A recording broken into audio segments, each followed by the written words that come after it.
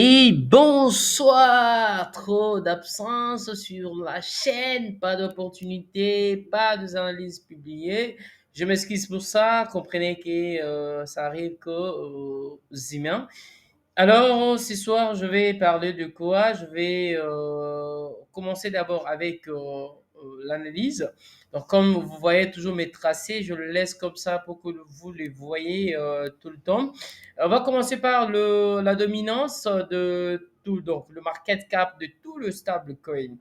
Et le BTC contre l'USDT, l'Ethereum. On va parler aussi des langues. Donc, on va parler aussi de le SP500. On va parler de Nasdaq et on va cheater par un Shiba. Je crois que ce soir, j'ai pas sélectionné quelques paires Forex. Patientez quand même que nous puissions décoller ce soir parce que c'est en retour. Vous comprenez que j'étais un peu confiné, mais voici, je rentre pour bouger un peu et vous souffler un peu avec des opportunités, quoi. En fait, nous commençons tout de suite avec le market cap, donc de tout le stablecoin que vous connaissez bel et bien. Là, j'avais parlé, comme je le disais souvent, tant qu'on a des imbalances, le prix a toujours la probabilité de revenir chercher toutes les zones. Il remplit et puis il décolle. Donc, cela aussi n'a pas été toujours le cas. Si vous regardez le tracé, donc juste cette trend line en jaune, vous pouvez regarder que ça fait office la première fois, la deuxième fois.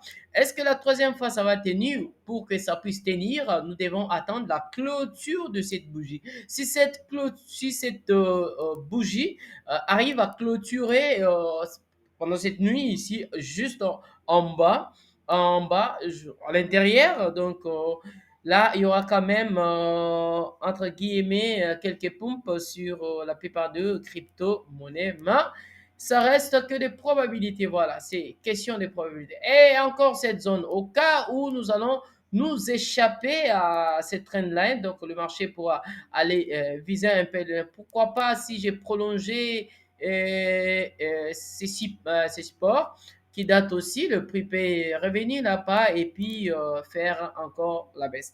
Donc, la zone à surveiller, c'est d'abord la clôture journalière. Si c'est en bas, et puis il faut regarder c'est quel genre de bougie, quoi.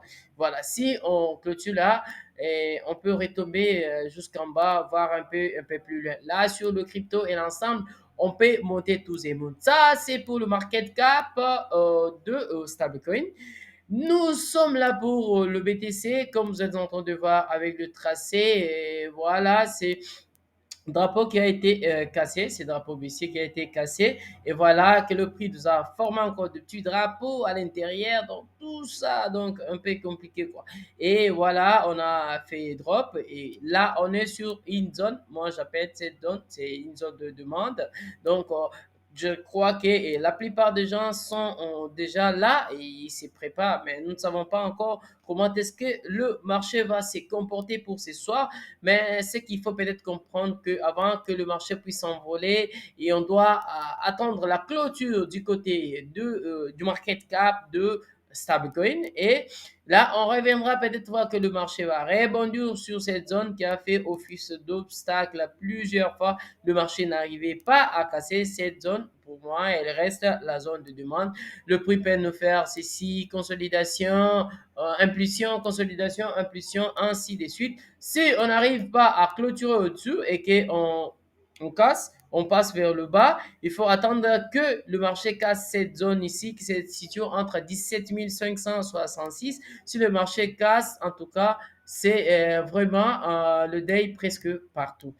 Alors, je reviens sur l'Ethereum. L'Ethereum, est-ce qu'il y a quelque chose à dire? Bon, je ne vois pas trop, hein, je vois pas trop à dire sur l'Ethereum, bien qu'il il n'est pas corrélé. Alors, sur l'ANC, comprenez qu'on avait parlé de briller, pour ceux qui suivent ma chaîne, j'avais parlé de briller quand on va briller. Et n'oubliez pas aussi le frais de taxe de 1,2% qui vous sera relevé sur le taux par rapport à ce que vous détenez comme pièce. Pour moi, je crois, bravo à ceux qui ont commencé à acheter à ces niveaux, peut-être un peu plus bas.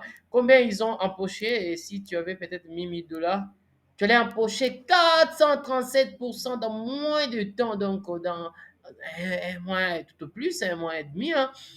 Bravo, mais il y a toujours des signes. Le marché ne va pas toujours en ligne droite. On peut constater de consolidation à court terme. Bravo à ceux qui se sont positionnés aujourd'hui à ces niveaux parce qu'il y avait juste une petite figure là, donc qui était juste là. Voilà, je peux matérialiser ainsi. Voilà, c'était ça. Bravo si tu avais regardé juste la cassure avec la bougie dont j'ai toujours parlé. Hein. Quand on casse, il faut toujours une bougie là, donc, avec un corps un peu, un corps allongé, un corps important.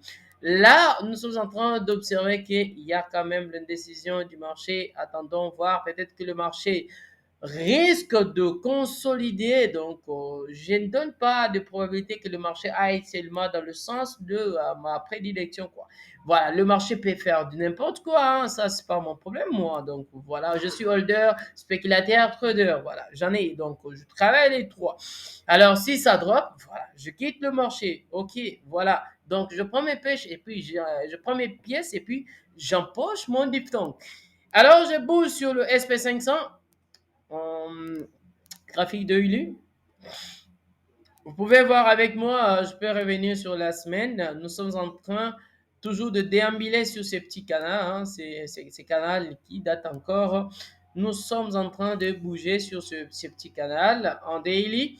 En daily, on a quand même rebondi. Ça, c'était une zone, regardez. On avait ici, c'était une sorte de résistance. Donc, résistance, quand on rejette le marché de résistance, résistance, là, il devient support.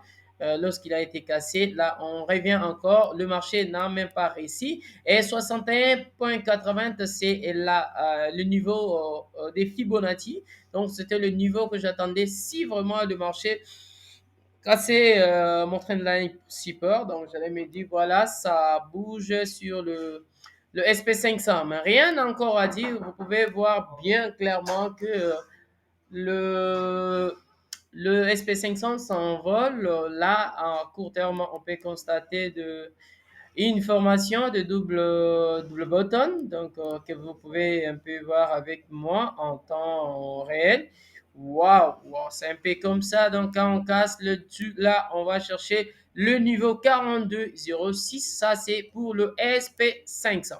Alors, on revient sur le Nasdaq qui s'envole, mais envie journalier, vous pouvez voir que actuellement le prix aussi entre le petit canal, donc c'est pareil avec, c'est comme si c'est corrélé, hein. Bitcoin corrélé au SP500, donc c'est pareil. Là, le prix fait l'office, le prix répandu sur cette zone, donc on peut attendre la clôture si cette bougie arrive à englober vraiment toute le précédente bougie. En tout cas, ça sera pour nous un signal que le marché peut intégrer le dessus de ces supports et puis continuer jusqu'à casser la trend line résistance. Nous allons chuter avec le Shiba Inu, le Shiba, presque partout, on en parle.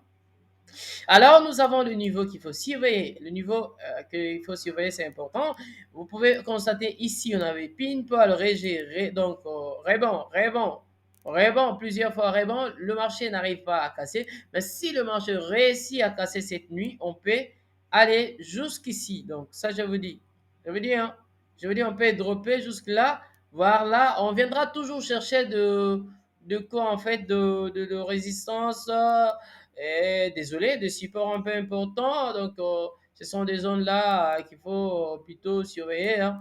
Ce sont ces zones-là. Donc, en cas de drop, on vient chercher ces niveaux et là, on pourra répartir des nouveaux à la hausse, tout comme à la baisse. Mais nous attendons seulement que le Bitcoin, le Nasdaq qui est en fusée et aussi le market cap de stablecoin pour un peu nous en dire un peu plus.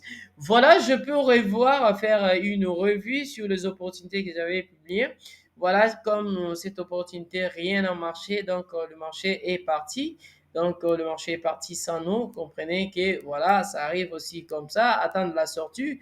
Le marché a essayé des sorties, mais pas avec succès, hein. Bravo si tu étais malin. Je crois que tu avais quand même empoché même peut-être un petit rien au lieu des sorties si tu avais sécurisé. Donc, c'est pas à moi de t'apprendre comment sécuriser tes profils. Donc, c'est probabilité. Là, on peut voir qu'avec les Kikoin, donc, comme j'avais expliqué, j'avais parlé de la cassure de ces biseaux descendants. C'est ce qui était arrivé. Mais par après, le prix, hein, le prix a repris. Vous pouvez constater bel et bien que le marché a réagi. Bravo à ceux qui ont quand même profité quelques opportunités avant que le marché puisse en vendre. Alors, je reviens sur le achat sur breakout du canal confirmé, donc le pullback. On peut essayer un peu de voir ce que le marché a produit comme effet. Bravo, mais le marché a essayé quelque chose. En tout cas, si tu étais malin, je crois que tu as même empoché quelque chose. Donc voilà, le mal c'est de sortir avec la perte. Mais si du moins tu as empoché quelque chose, donc bravo à toi, un coup de chapeau.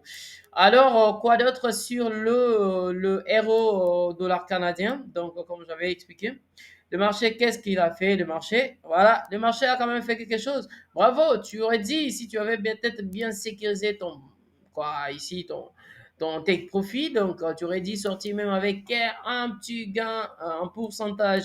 Quoi d'autre? Ça, j'avais déjà parlé sur le Luna, donc les Luna.